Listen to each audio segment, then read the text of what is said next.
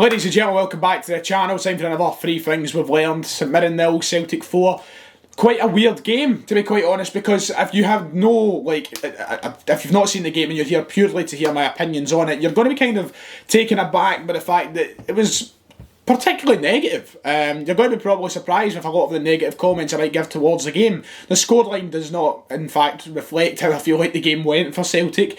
And I think St Mirren will feel really hard done by. I feel like it's a scoreline that flatters us, but, 3 goals in the space of 4 minutes kind of sealed the deal for us. But up until that point, you were looking at, and I don't feel like I'm over-exaggerating, potentially one of the most boring games of football I've ever seen, and it seems like the general consensus amongst Celtic fans on Twitter anyway is that it was one of the most boring games I've seen. At 60 minutes into the game, I thought to myself, Christ, why am I bothering? I felt like at that point you do feel more than entitled to go and grab the remote and turn it off, because it was abysmal to watch. There was no urgency in the game, there was no intensity in the game, and we'll talk about a lot of these things when it comes to three things of learning, but ultimately Celtic didn't look like a team who are have any sort of desire to go and win these games at the minute. They don't have a desire to try and close this gap between us and Rangers, and rightly so, the league's gone. I suppose you could look at it that way if you want, but it was just a lot. It was really dire, and I don't know if it's fitness being against us as it has been all season. I say being against us; it's our own doing that it's against us. You know what I mean, though. I don't know if it came down to fitness, or I don't know if it came down to the fact they are just fed up of playing so frequently. If it was the mentality of the players, it just didn't look like a game that the team were really up for. To be honest, for the majority, of course, it was nice to get an early goal, but overall, you're looking at a game that was, until that penalty went in from Edouard, very flat, very frustrating to watch. I mean, I think the majority of us will probably agree in saying that we sat on our phones for the majority of it, because it was so easy to do. You're not seeing much on the TV, and it's not like St Mirren were playing delicious stuff either. They were doing what they do best, trying to frustrate us, sitting men deep and compact around the box, making that final pass as awkward as possible. They were doing everything right from their point of view and what they have to do against Celtic, but it wasn't like they were lighting up the game moving forward. They weren't creating the chances that they created when they beat us at Parkhead a few weeks ago. They were a little more reserved, and so on both sides it wasn't, for a neutral, it would have been the worst game of football you've had on all year. Absolutely.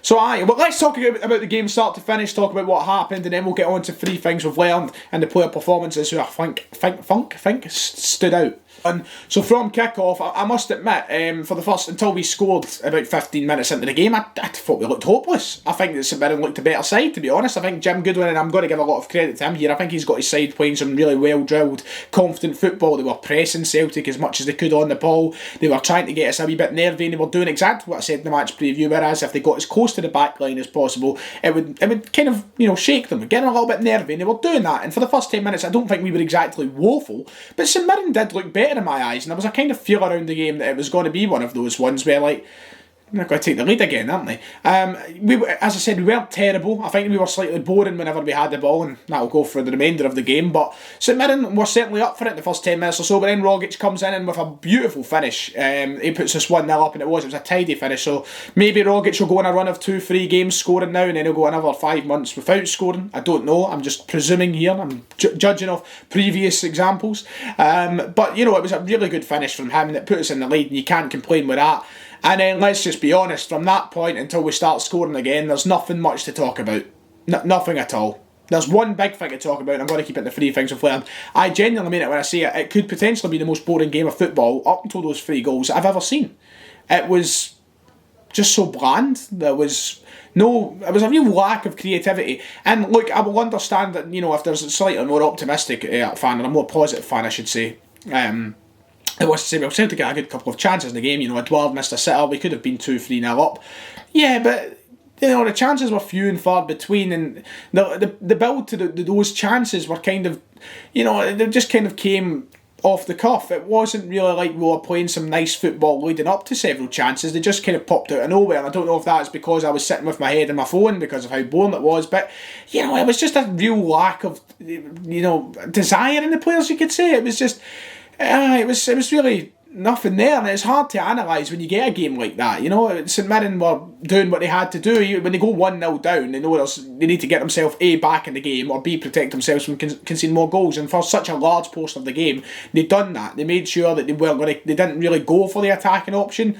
They never really saw many chances in the game, St Mirren, so they did. They sat back and they let us have the ball when we wanted it, and apart from that, it was, I don't know what to say, it was really, really boring, so we may as well move on. This is generally, for as bad as we have been this season, right, and I'm being honest when I say this, for as bad as we've been this season, and for as dire as some of the games have been to watch, and for some embarrassing performances as well, at least I came on here and had, kind of over the course of every 10 minutes of the game, had something to break down, and this, I really don't, because every 10 minutes felt the same. Nothing had changed, but when it got to the 30th minute mark, to the 40th minute mark, and then the second half, the 50th minute mark, 60th minute mark, 70th minute mark, there wasn't anything to talk about. It was just the same stuff. It was really dire.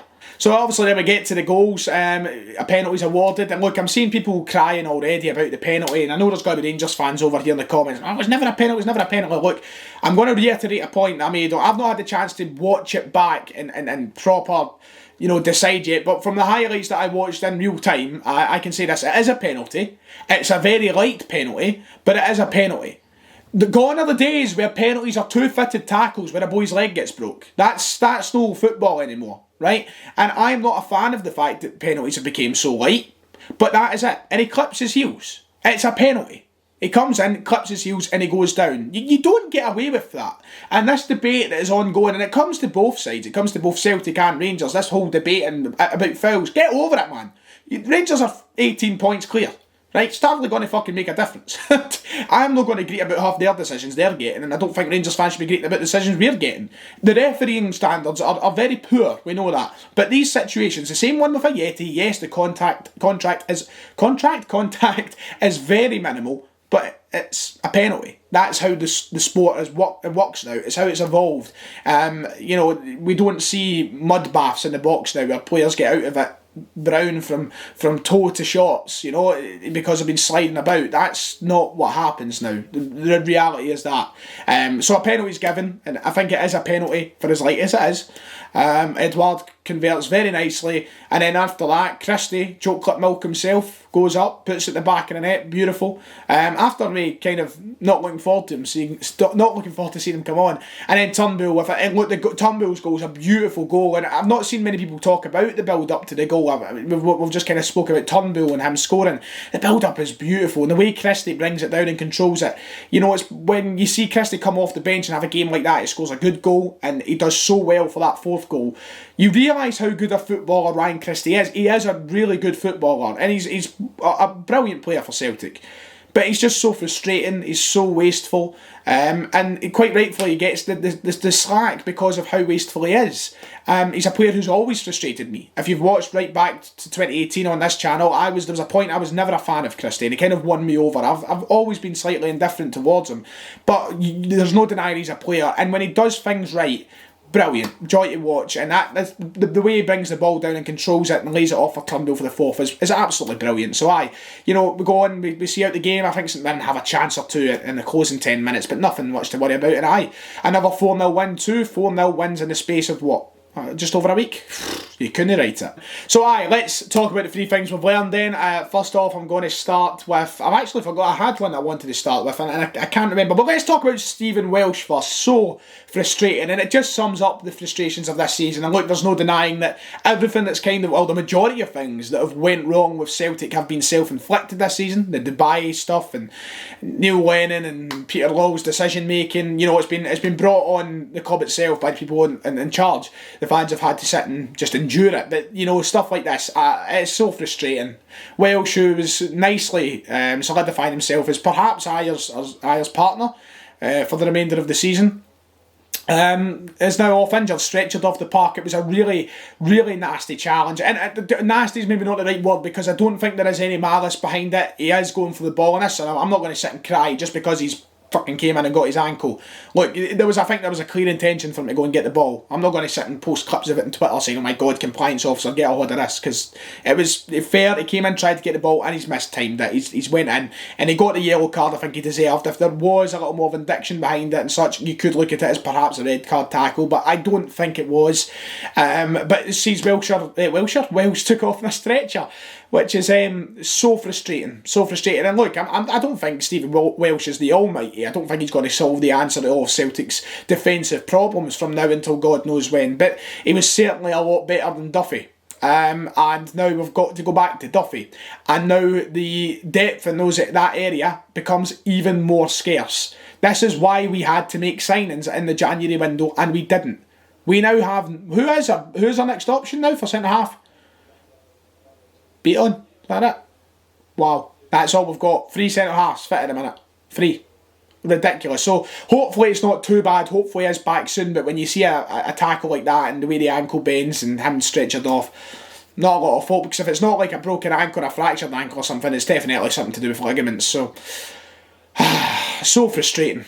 I'm actually kind of struggling for other things we've learned because it was very boring. I think the second one I was going to touch on that I alluded to earlier was the fact that this Celtic team don't have a lot of intensity in them. And, you know, we've spoken about this time and time again this season where there's been such a lack of urgency in this Celtic team. That's been right back since, you know, take away Hamilton from the start of the season. Apart from the Hamilton 5-1 win, from every game onwards, we have lacked urgency on so many occasions. But tonight it highlights that even when we're playing well, when we're in good form, there's still a severe lack of urgency in this team. And intensity.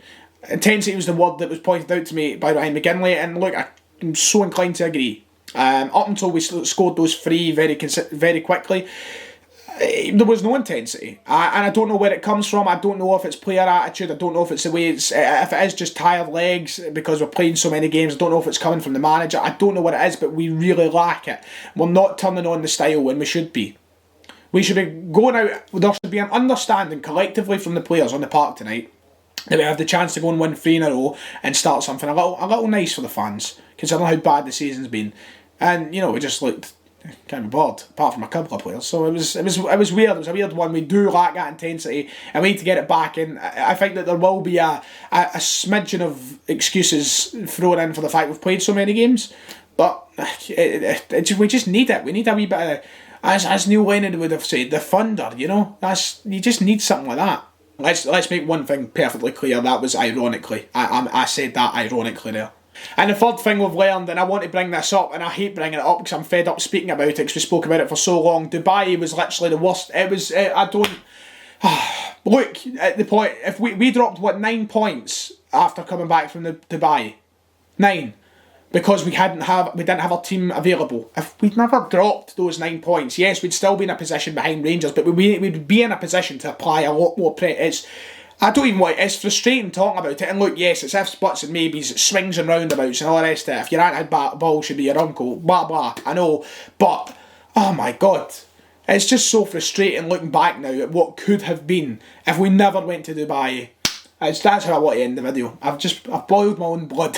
If Celtic won again, 3 of the bounce, 2 4-0s in the space of a week, or a week and a bit, and doesn't really mean much, as it still feel quite numb. But aye, 4-0. Ladies and gentlemen, like and subscribe on nearly 25k. Let's do this. Giveaway at 25k, mind. I'll see you all next time.